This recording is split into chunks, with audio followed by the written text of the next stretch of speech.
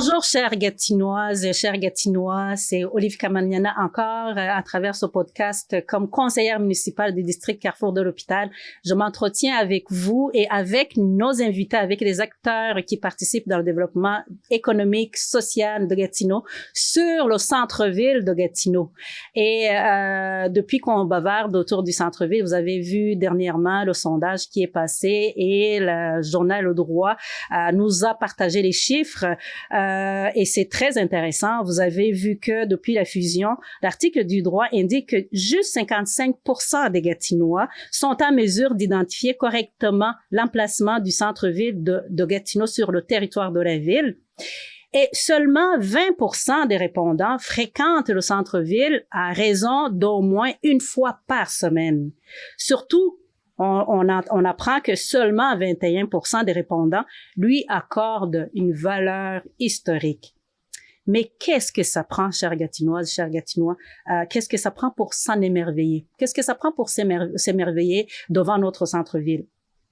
Aujourd'hui, j'ai le plaisir d'avoir la conversation avec deux personnalités connues, deux personnalités politiques. J'aimerais vraiment que vous écoutiez leur point de vue sur le centre-ville de Gatineau et surtout aussi sur Gatineau en général. Deux ex-maires de la ville de Gatineau et je vais les désigner par Monsieur les maires.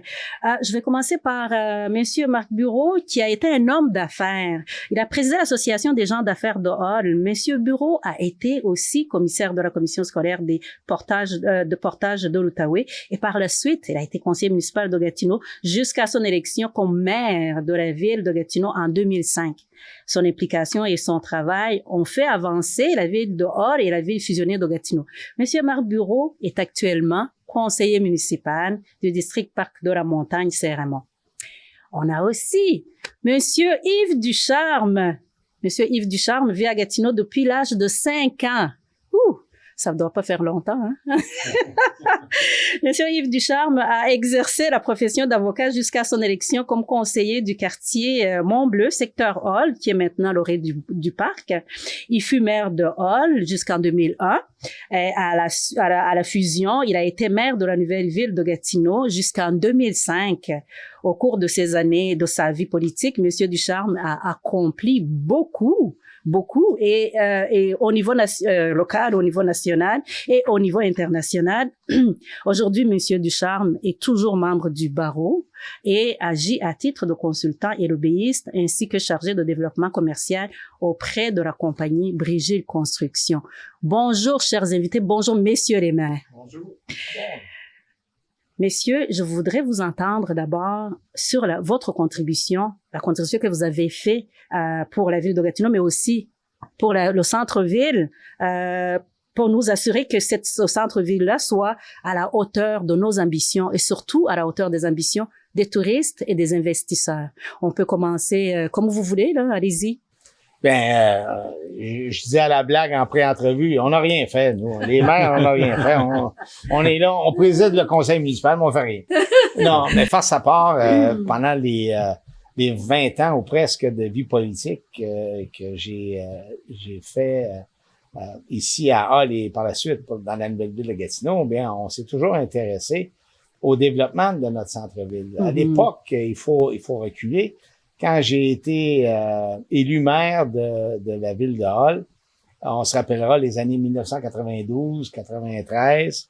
À cette époque-là, accompagné d'un des conseillers qui siégeait à l'époque avec moi, Claude Bonhomme, on a dû s'affairer à faire tout un ménage sur la promenade du Portage. Ouais. Le centre-ville oui. qui avait eu ses heures de gloire au début, dans les années début des années 1900, 1800, en raison de sa proximité avec Ottawa, était à perdre ses plumes et ses lettres de noblesse parce que la multiplication des sièges, des places assises dans les établissements licenciés entraînait beaucoup de violence. On dépensait énormément d'argent, à peu près $1 million par année pour faire ramener la sécurité. Oui. Je suis heureux de voir qu'aujourd'hui, dans le sondage dont vous faisiez état, la majorité des citoyens qui ont été questionnés se sont dit en sécurité dans le centre-ville. C'est vrai. Alors, déjà, on voit qu'il y a eu du changement. À l'époque, il fallait faire le ménage. Il y a eu une période très grise dans le centre-ville parce que là, en ayant fermé les bars, les gens ne venaient plus. Et il y a des établissements qui ont fermé. Il a fallu s'assurer soit de la revente. Je me suis attardé à l'époque à faire en sorte que l'École nationale autonome du Mexique vienne s'établir à Hall. Oui. J'avais travaillé très fort pour l'établissement du casino à Hall, auberge du lac Limé. J'ai été élu et le Musée canadien de l'histoire n'était pas encore ouvert. Ouvert en 89, j'ai été élu en 86. Alors, il y avait une espèce de triangle qui est constitué par le musée, le casino et le ruisseau de la brasserie. Et là, on s'est attardé là-dessus. Alors, la revitalisation d'Édé et le reste, la rue Édé. Alors, il y avait beaucoup de ménage à faire parce que on avait vécu la fermeture des commerces sur la rue principale, on appelait, avec l'avènement des centres d'achat, notamment à l'Igalerie de Hall. Ouais. Il y avait d'autres places quartiers. Ensuite de ça, là, on a vu l'aménagement de promenade de l'Outaouais. Alors, il fallait trouver plusieurs façons pour avoir une nouvelle essor. Pas évident. Alors, j'avais formé un comité qui était chargé, présidé par Roch Cholette à l'époque, de faire le point et comment revitaliser notre industrie touristique et commerciale.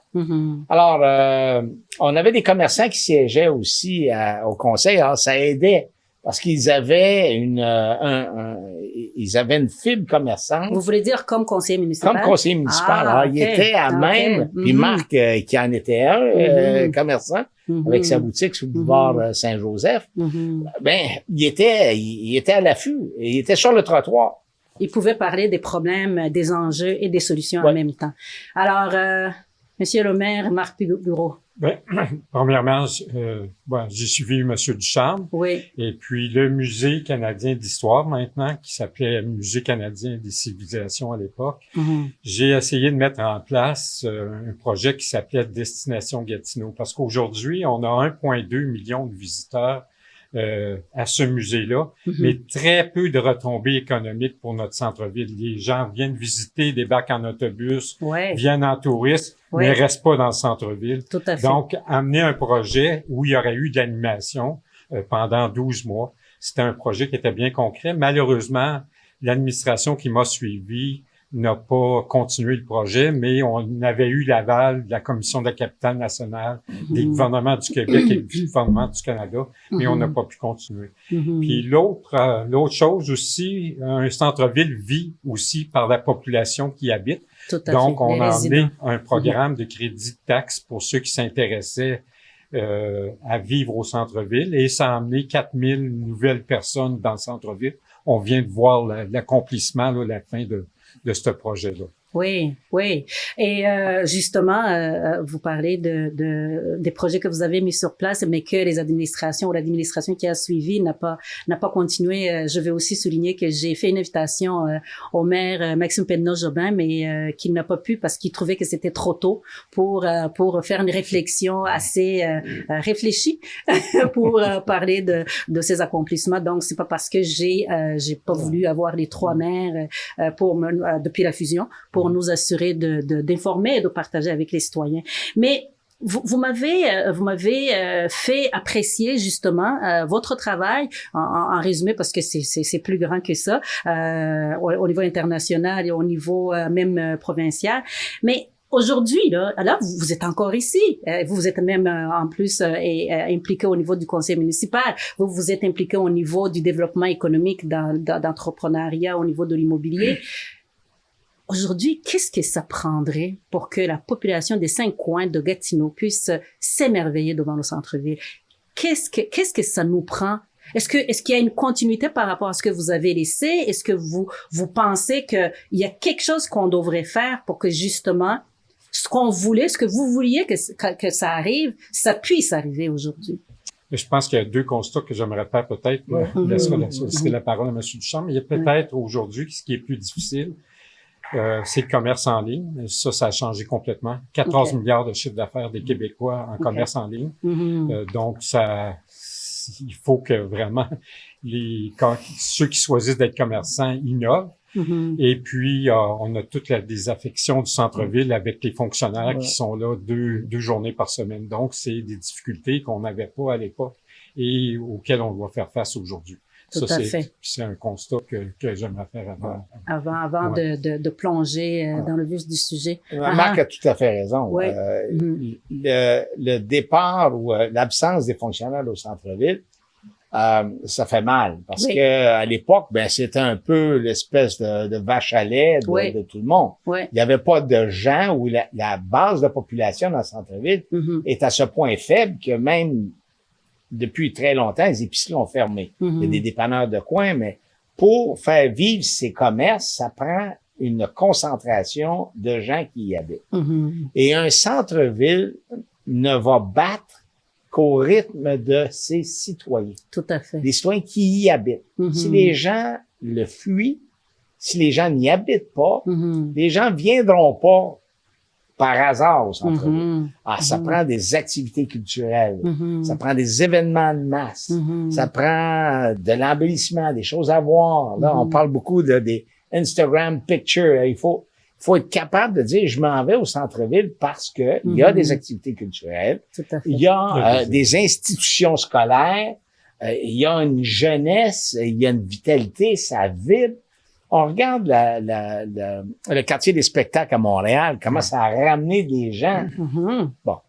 Alors, les centres-villes nord-américains ont été développés pour les affaires. Oui. Comme on a, en raison d'automobile, fait beaucoup d'autoroutes.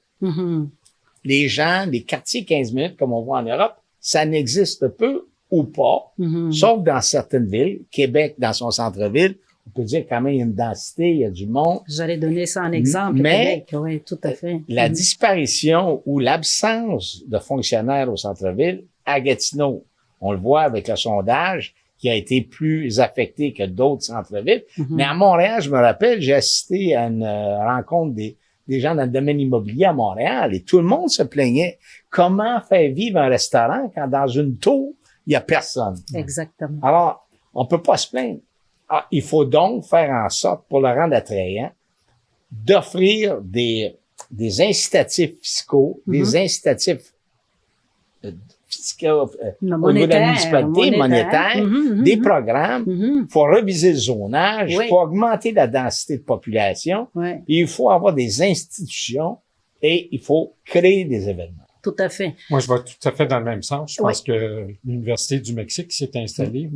Avoir, par exemple, un département de l'Université du Québec qui serait en plein centre-ville, place du Portage, où on aurait des étudiants, des jeunes, ça viendrait vraiment aider à notre centre-ville. Une mixité aussi des commerces, c'est très, très important, avoir une mixité avec des commerces très, très spécialisés, où on peut rencontrer le propriétaire est là, mais qui rend des services très, très intéressants. Qui permet de vivre l'expérience aux clients. Oui, puis aussi, que ça soit une zone événementielle, 12 mois par année. Là, actuellement, peut-être qu'il y a beaucoup d'événements organisés l'été, 2 semaines l'hiver, peut-être pour balle de neige, mais même balle de neige, il faut se questionner avec les changements climatiques.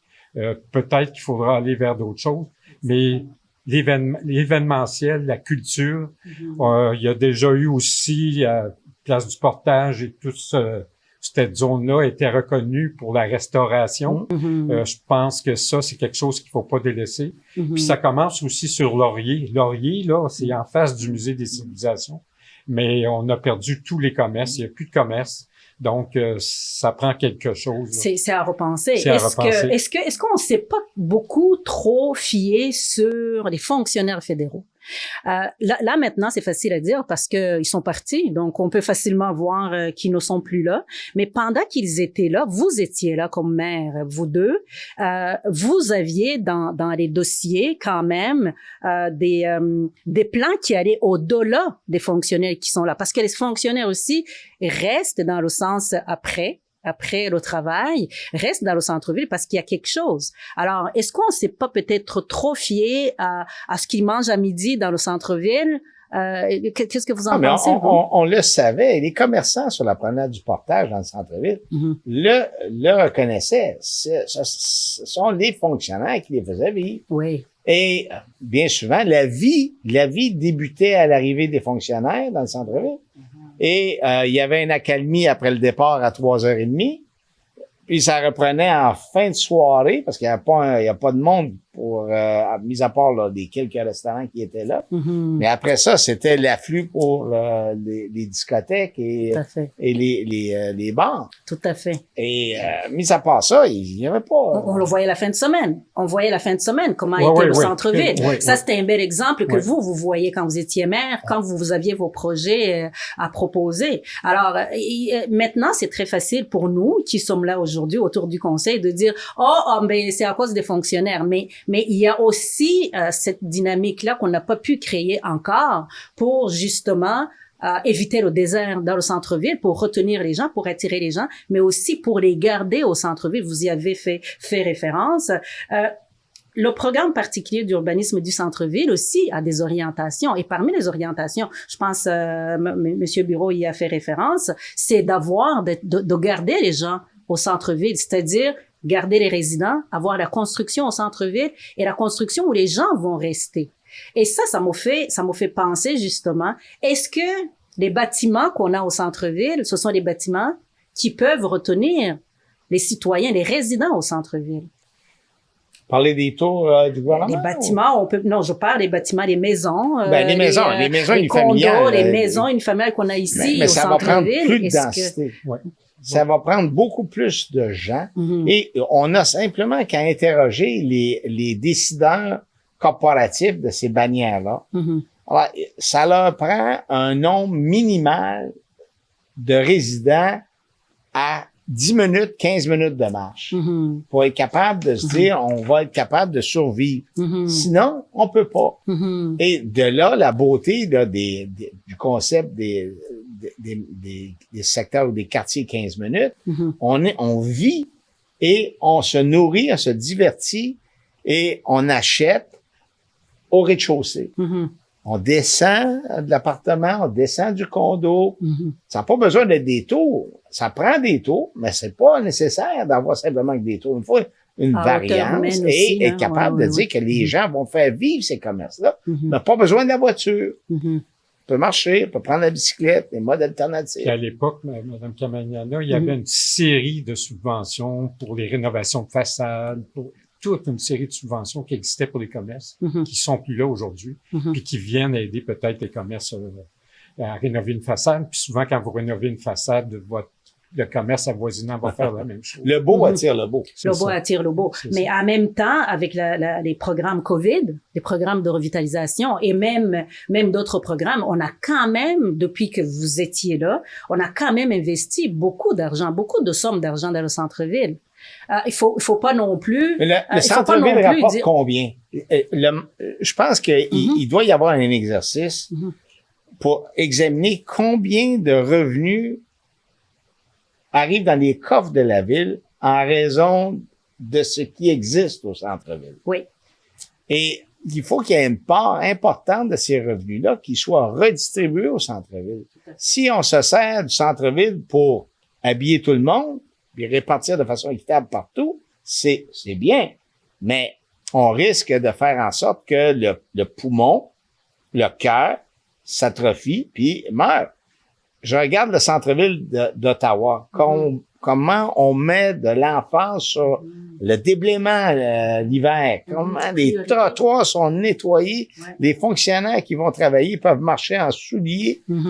Alors que ici, bien souvent, il faut qu'il enjambe un banc de neige, risque de se casser la gueule parce qu'il faut qu'il aille chercher de prendre l'autobus.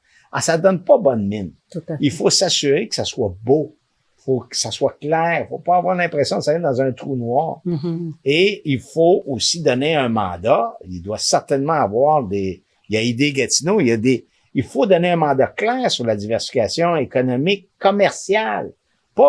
C'est beau de s'attarder à des grandes entreprises technologiques. C'est bien.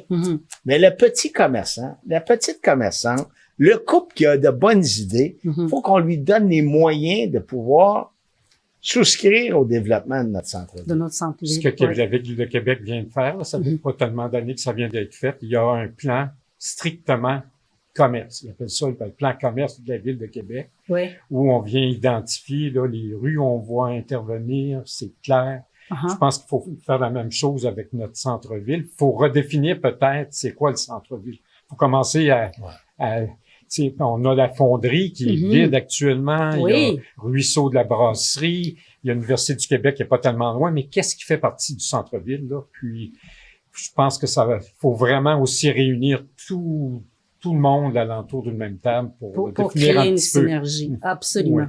Oui. Et surtout, le plan particulier d'urbanisme qui est très, très, très large, c'est toujours le centre-ville. Mais est-ce que on est capable de répondre, et je vais dans le sens où vous allez, est-ce qu'on est capable de répondre à toutes les orientations en même temps? Justement, c'est là où on devrait prioriser, c'est ce que je comprends ce que vous dites. Sur tout ça, qu'est-ce qui est plus prioritaire et qui va alimenter les autres orientations? Par exemple, l'orientation commerciale, justement.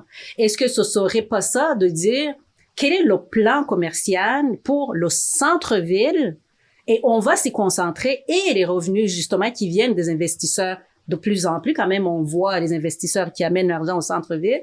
Est-ce qu'ils ne devraient pas rester au centre-ville et faire réaliser ce plan commercial-là? Est-ce que ça fait du sens? Et j'essaie de récupérer ce que vous êtes en train de dire. On n'aura pas plus de commerce tant qu'on n'aura pas de monde. Alors, il faut s'attaquer directement à densifier le cœur de cette nouvelle ville. Faut être capable d'amener plus de monde et à l'arrivée de façon parallèle, travailler à offrir des services. Alors, d'attirer d'être sur le terrain, aller chercher des commerçants pour venir répondre aux besoins des nouveaux arrivants ou des nouveaux propriétaires dans la ville. Dans le centre-ville. Oui. Ouais. Puis il faut donner une nouvelle vocation au centre-ville. Il faut s'axer là sur l'événementiel, la culture. C'est comme ça qu'on va y arriver. Tout à fait. Et vous avez bien parlé d'amener les gens au centre-ville et les entrepreneurs, Monsieur Bureau et moi, nous sommes encore autour du conseil. Les entrepreneurs nous présentent des projets. Certains projets demandent de la démolition. Et vous avez vu tout ce qui tourne autour de la densification. Vous avez vu toute la discussion qui est autour on parle des deux côtés de démolir. Alors, comment devrions-nous faire pour donner au patrimoine ces lettres de noblesse? Oui, mais permettre aussi la densification, justement, qui amène les gens au centre-ville, comme vous venez de le dire. Qu'est-ce qu'on doit faire? Mais je pense que l'élément, là, je préside l'environnement, mais dans l'environnement, l'élément du développement durable le plus difficile à vendre, c'est la densification du territoire. Okay. Si on y arrive pas, là, on va passer à côté comme on dit en bon français, à côté de la traque. Il faut vraiment densifier. C'est un enjeu, mais ça prend beaucoup de sensibilisation auprès de notre population. C'est un élément très, très difficile à vendre. La sensibilisation. Mais il y a plein d'avantages à avoir une densification. Et je vais rester avec vous un petit peu parce que je vais laisser monsieur Duchamp parler après parce qu'il est quand même beaucoup dans le domaine de la construction. Mais comment on fait justement? Parce que quand on parle de population, c'est vrai, on parle de population, mais on parle beaucoup plus des groupes organisés qui, en fait, et je ne dis pas qu'ils représentent pas la population, ils représentent la population. Mais comment travailler avec ces groupes-là pour différencier ce qui est vraiment patrimoine à conserver et à entretenir, parce que il suffit pas juste d'identifier le patrimoine, il faut aussi l'entretenir, mais et de différencier ça et avec quelque chose qu'on peut-être on pourrait remplacer par. Je pense qu'il y a un travail à faire auprès de nos citoyens. Je vais vous donner un exemple. Quand j'étais maire, c'est là que ça a commencé. Le projet Zibi a été, on m'a apporté ce projet-là. J'ai trouvé que c'était un projet là, très porteur pour le centre-ville de Gatineau, pour la ville en général, mais ce groupe-là a travaillé dès le départ avec les citoyens, fait des réunions avec les citoyens, avec les groupes autochtones. Il n'y a rien qu'ils n'ont pas fait en termes de consultation, mais dès le départ. Okay. Puis je pense que si on veut implanter des choses comme ça, la densification dans le centre-ville, faut travailler avec nos citoyens qui y habitent, mais il faut les convaincre là, que la densification est nécessaire. OK. Monsieur Ducharme? Je pense que oui, là, on est dans le principe de l'acceptabilité sociale. Oui. Puis, chacun a son parti pris. Et au niveau du patrimoine, la ville pourrait donner l'exemple, au moins d'entretenir les bâtiments patrimoniaux qu'elle possède. On en a combien d'édifices qui sont de propriété municipale, mais qui sont dans un état pitoyable. Alors, il faut, s'attarder à ça. Deux, c'est beau de dire à quelqu'un, tu dois t'occuper de préserver cette maison. Mais pas de subvention, ou très peu. Pas d'aide, pas de soutien. Alors, on demande à quelqu'un d'entretenir une maison, je dis pas une maison qui est habitée, une maison qui n'est plus habitée, de l'entretenir. Elle va l'entretenir pourquoi? Ben, que la ville l'acquiert, ou qu'elle le prenne, puis qu'elle déménage, ou qu'elle l'implante ailleurs, mais qu'on s'attarde sur les bijoux. Dans un jardin, il y a parfois des fleurs qu'on peut se passer, mais il y a des roses qu'on veut pas perdre. Puis, je pense qu'il faut les mettre en évidence. Et ceux-là, une fois qu'elles sont en évidence, bien, encore là, un peu comme quand on disait tout à l'heure, le beau attire le beau, ben, ça va donner le goût aux gens de se retaper, de s'améliorer, d'embellir. Et il faut pas aussi que ça soit trop compliqué, parce que quand ça devient à ce point complet, je me rappelle l'édifice Scott, qui est sur la promenade du Portage. Ça n'a pas de sens, là. On a une façade qui a été préservée. Là, on a un promoteur qui veut réhabiliter, veut le reconstruire, pas dans son entièreté, puis pas à l'original. On lui a causé combien de problèmes parce qu'elle a le choix des matériaux.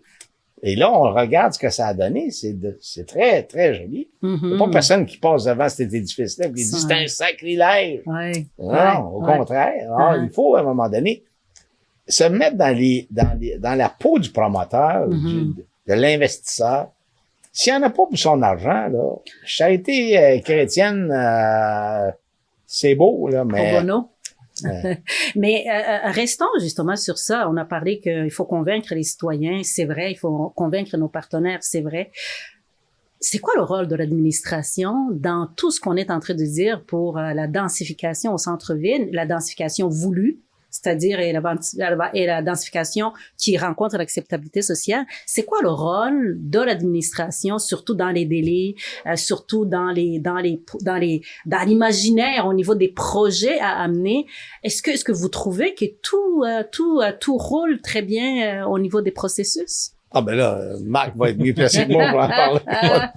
Ben, ce qu'on entend sur le terrain pour un commerçant qui veut s'établir à Gatineau, c'est toujours trop long là, pour le commerçant. Je pense qu'il faut travailler avec les commerçants, puis il faut avoir le moins de barrières possible là, pour avancer rapidement dans les Mais ce serait quoi un exemple de solution?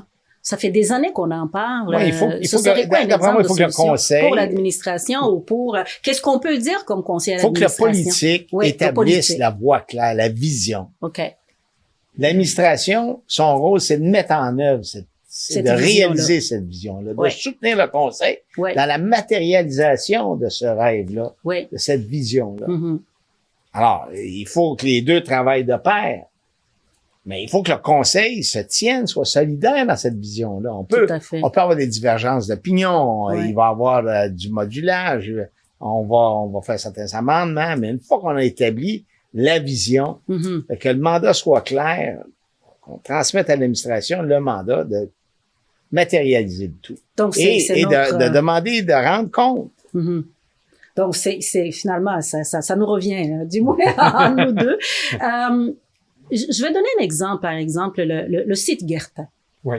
Ben, ça doit faire partie de la réflexion du centre-ville. C'est un bel exemple de quelque chose qui est là depuis, vous étiez parti, là. Ça fait longtemps que ce site-là existe et le résultat qu'on a aujourd'hui, c'est pas un bon résultat, malgré que les gens qui sont là, c'est pas leur faute, les gens qui sont vulnérables. Mais là, on est en train de parler de gens qui vivent dans l'itinérance et qui occupent cet endroit-là qui n'a pas été revitalisé, qui n'a pas été développé. Alors, qu'est-ce que vous en pensez? Est-ce que c'est ça, justement, M. Ducharme m'a dit que c'est le rôle du conseil, tout à fait. Mais ça fait longtemps que ça dure. Oui, puis ce site-là est un site privilégié dans le centre-ville. Il faut vraiment y trouver une vocation, mais ça doit faire partie de la réflexion. on doit l'inclure dans le centre-ville, comme on doit inclure la fonderie ou le ruisseau de la brasserie, là. Mais ça doit faire partie des discussions politiques qu'on aura. Mais quand même, c'est des discussions qu'on aura, mais je trouve que il faut qu'on ait ces discussions-là, selon moi. C'est pas qu'on aura, parce qu'on va facilement les envoyer au prochain mandat, mais parce que nous aussi, on nous les a envoyés. Mais est-ce qu'il y a un modèle que vous pouvez, vous avez pensé à un modèle qui existe, que Gatineau peut suivre, si on pensait aux villes ici au Canada, ici au Québec ou même à l'international? Est-ce qu'il y a quelque chose est-ce qu'on peut s'inspirer d'autres endroits? Dans la ville de Québec, par exemple, il y a des très belles rues commerciales. Là, je pense à la rue Cartier, par exemple. Il y a des très, très belles rues. Dans Montréal aussi, il y a des belles rues commerciales. Je pense à la rue dans le secteur au nord de Montréal. Il y a des très, très belles rues commerciales. Yves, tantôt, traitait de place des festivals. Aujourd'hui, là, c'est une place incroyable. Le Vieux-Port est une autre place dans la ville de Montréal. Puis, Drummondville, Granby, c'est des villes qui ont des... Trois-Rivières. Trois-Rivières. Le gouvernement fédéral, parce que c'est une zone portuaire, a investi 80 millions dans le centre-ville pour faire le départ là, de ça. Mais aussi, on a la chance d'avoir le gouvernement fédéral en plein centre-ville. On doit l'inclure là, dans nos discussions. Travailler de pair avec la CCN, parce que on regarde la marina dans le secteur Hall. Oui. C'est un œil au beurre noir. C'est un beau bijou qui n'a pas été raffiné, qui n'a pas été amélioré depuis que la marina existe. Mais la beauté de cet emplacement-là, c'est situé face à l'arrière du Parlement. Il n'y a pas plus bel endroit. C'est comme si on était devant la Maison-Blanche. Des fois, la Maison-Blanche est moins populaire. Mais dépendamment à qui on parle. Mais tout ça pour dire que il faut absolument qu'il se passe quelque chose là. Et en travaillant de concert avec la CCN, je suis convaincu qu'on peut trouver des pistes de solutions. Mais ce n'est pas qu'à la CCN de faire le travail. Il faut que de pair, on s'allie. C'est nos partenaires. Puis, il faut pas oublier aussi que là, avec la fusion, il y a des centres-villes dans les 5 secteurs. Tout à fait. Et il faut pas oublier de soutenir les autres secteurs. J'étais sur la rue principale dans le secteur Elmer vendredi dernier. Quelle belle rue! On avait commencé à travailler, mais je me rappelle, c'est nous qui avions fait en sorte qu'il y ait une piscine dans cet endroit-là. On a revitalisé on a revitalisé, mis l'argent. Et il y a eu d'autres travail qui a été fait avec Marc sur la rue principale. Puis le carnaval, il faut soutenir ce carnaval-là. Dans le secteur de Gatineau, c'est la même chose. Dans la place de la Cité, à Buckingham. Et chaque secteur va avoir sa touche, va avoir son accent particulier, va avoir son attrait. C'est ça qui fait qu'une ville est plaisante. Je vais donner l'exemple d'Elmer, de la rue principale d'Elmer. Toute la revitalisation qui s'est faite là, le premier partenaire, ça a été le gouvernement fédéral qui a mis 12 millions pour refaire la rue. Donc, ça vient donner une bonne chance, puis la ville peut ensuite continuer dans d'autres programmes, mais c'est une très belle rue commerciale. C'est probablement la plus belle rue. Oui, à cause des bâtiments qui sont. On parlait de patrimoine. Oui. Dans ce secteur-là, je pense que c'est important. La rue principale, il y a de très beaux bâtiments. Il faut que la ville soit là aussi comme partenaire avec les propriétaires. Tout à fait. Mais en même temps, on vit cette dichotomie-là où on développe les alentours du centre-ville, c'est-à-dire les secteurs, mais tout ce qu'on amène à l'extérieur du centre-ville, on l'amène pas au centre-ville. Je sais pas quand est-ce que ça a commencé, Slash Poppy, qui est allé à Gatineau, je sais pas si ça a commencé sous votre mandat. Maintenant, on est en train de parler d'une infrastructure sportive qui va aller dans l'ouest, probablement une infrastructure sportive ou culturelle qui va aller dans l'est. On peut parler de beaucoup de choses qu'on amène à l'extérieur du centre-ville. Est-ce que on peut pas tout faire sur tout le territoire de Gatineau et aussi avoir une concentration au centre-ville.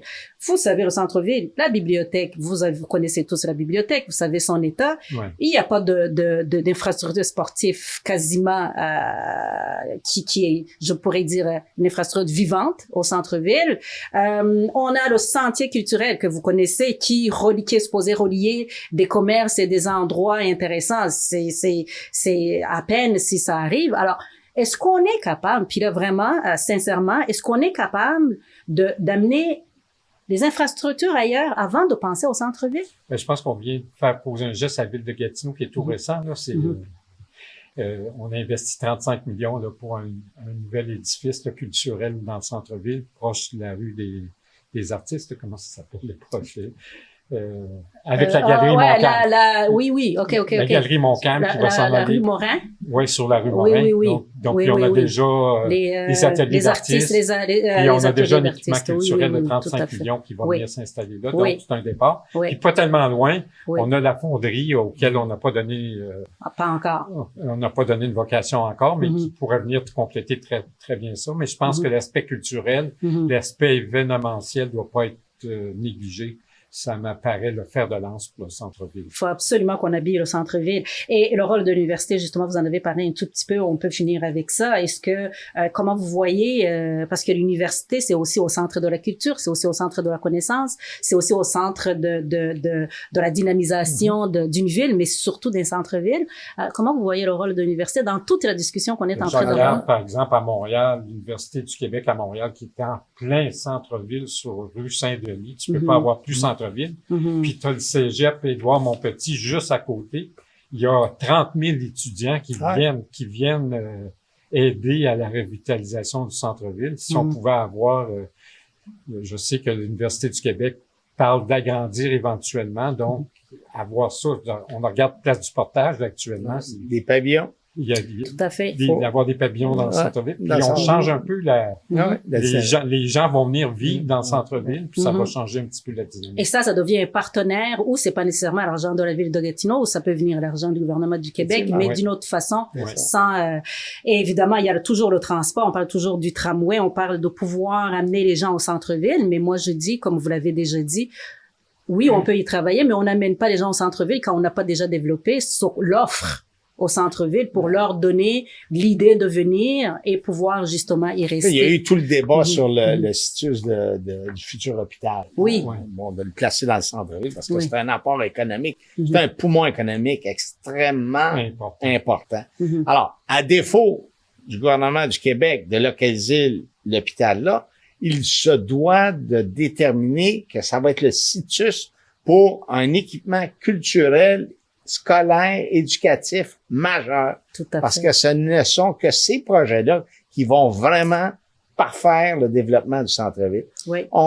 Je me ramène à l'époque où on a été capable de convaincre le gouvernement du Québec, la Société des casinos, de s'établir à Hull, aux abords du lac Némé. C'était un dépotoir industriel. Oui. Fermeture de la première cimenterie du Canada, des vestiges industriels qui étaient pas du tout patrimoniaux, mais c'était dégueulasse. Puis on regarde le joyau. Alors là, est-ce que le gouvernement pourrait pas continuer le développement dans ce secteur-là aussi? Parce que là, ça devient un lieu, un attrait qui est loin du pont. Tout à fait. Parce qu'il faut que des gens percolent, il faut qu'ils rentrent dans le territoire. Alors, pour éviter qu'ils fassent comme Marc le disait si bien, on arrive en autobus, puis on dit, on dit même pas qu'on est à Gatineau. Oui. On est au musée, puis on traverse l'autre bord. Je pense que ça prendrait peut-être un équipement attractif, là, autre que le musée, là, que les gens vont au musée, puis après ça, débordent dans le centre-ville. Je donne un exemple, puis je veux pas... Non, allez-y. Allons-y.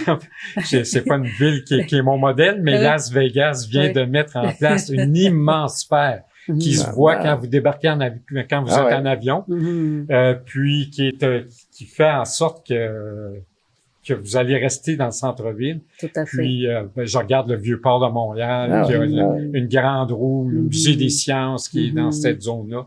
Donc, il faut développer une autre attraction qui est propre au centre-ville. Majeur. Tout à fait. Et je vais vous dire, vraiment, on peut pas finir de parler du centre-ville. Ça nous prendrait même 2 jours, même, je dirais, un forum qui durerait sur une semaine. Alors, messieurs les maires, avez-vous quelque chose à ajouter Moi, pour j'ai peut-être une autre conclure? petite idée pour Oui, ça. c'est ça. Peut-être une première idée. Oui, je vais devoir vous inviter si vous avez d'autres idées. Là, appelez-moi, je vais vous inviter Vous pour provenez de l'immigration. Oui. Actuellement, la ville de Gatineau, il y avait, dans le temps de M. Ducharme, 6 à 7%. Maintenant, on s'approche du 20%. On a, dans Gatineau, 150 épiceries là, internationales, que ce soit africaines, qui sont réparties un peu partout, puis qui ont un petit peu de misère des fois, beaucoup de misère des fois, sont éparpillées un peu partout, mais ça représente 20%. Donc, si on pouvait accueillir ces épiceries-là, créer un genre de commerce là, marché international, marché international, Okay. puis venir aider ces commerçants-là qui sont dans des zones des fois qui sont sur Grébert, qui sont partout dans la ville. Vous regardez, là, il y en a plus de 150 dans la ville. Donc, ça viendrait peut-être changer les choses. Une idée superbe. Ouais. D'ailleurs, ça, c'est une idée que j'ai déjà eue, mais je vais m'arrêter là. Oui. Mais je pense que je vous souhaite bon courage à M. Bureau et à vous, Mme Camagnana. C'est vous qui êtes maintenant les décideurs, qui avez le mandat de vous assurer du bien-être de la communauté gatinoise et de son avenir. Alors, je suis convaincu que c'est pas les idées qui manquent. Et là, maintenant, c'est de s'assurer de travailler de concert avec tout le monde, d'avoir une convergence dans la vision au conseil, puis d'essayer de convaincre tous ceux qui veulent faire cavalier seul de rentrer dans les rangs puis d'aller par en avant. Tout à fait. Et je dis que ce que je viens d'entendre, c'est que le leadership maintenant, c'est nous. Et on doit travailler très fort. Et je ne fais que vous remercier. Sincèrement, votre travail était simplement une grande contribution pour que Gatineau soit là où nous sommes aujourd'hui. Et c'est à nous de continuer de le porter. Et je vous remercie d'avoir partagé votre vision sur le centre-ville. Je remercie les Gatinoises et les Gatinois de nous avoir suivis pendant cette conversation sur le noyau de notre ville.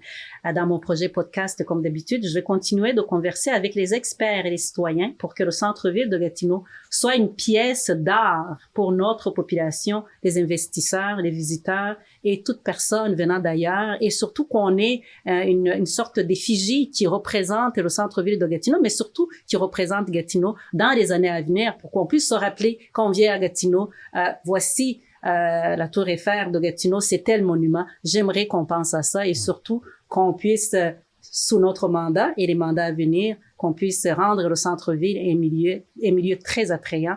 Et merci beaucoup et à la prochaine fois.